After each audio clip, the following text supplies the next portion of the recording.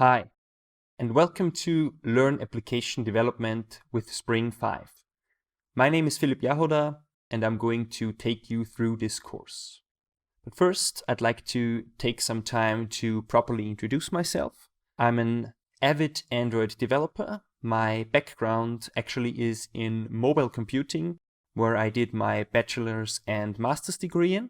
By profession, I'm an entrepreneur and currently full-time employed at my own startup company. And in my leisure time, whenever time is available, I'd like to spend it on fitness, traveling, and occasionally contributing to the open source community. If you'd like to learn more about me or connect, please use my GitHub or Twitter handles. Now let's have a look at the course overview. This course is divided into 6 sections. In section 1, we're going to have a quick introduction to Spring 5.0, covering the concept of the Spring framework and its basic features. In section 2, we're going to have a look at inversion of control in Spring. In section 3, we're covering the very important topic of Spring Beans and their lifecycle and scopes. In section 4, we are learning about databases using the Spring Data Framework to create read, write, and update operations on databases. In section 5, we will be creating our first REST API, also using the database operations from section 4. And in section 6, we are going to learn about reactive programming in Spring, covering the basics of making your databases and endpoints reactive. The goals of this course are to get to know Spring 5 and learn how to work with it. The goals are also to learn the basics of developing with Spring and to implement examples making use of newly added features in Spring 5.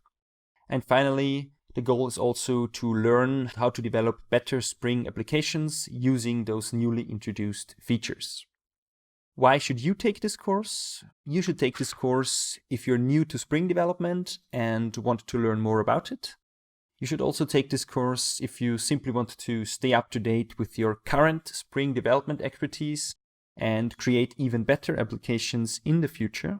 You should take this course if you want to ensure that you're making the most out of the full potential of Spring 5.0. And of course, you should also take this course if you're really anxious to start implementing new features right away.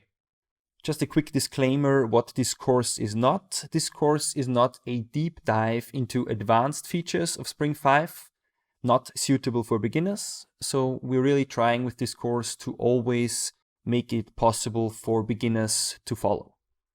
Finally, the prerequisites are that you have a programming background and basic knowledge of the Java programming language and its syntax.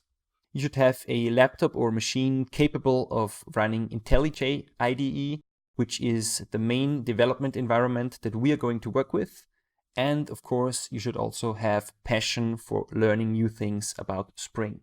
So without further ado, let's get started.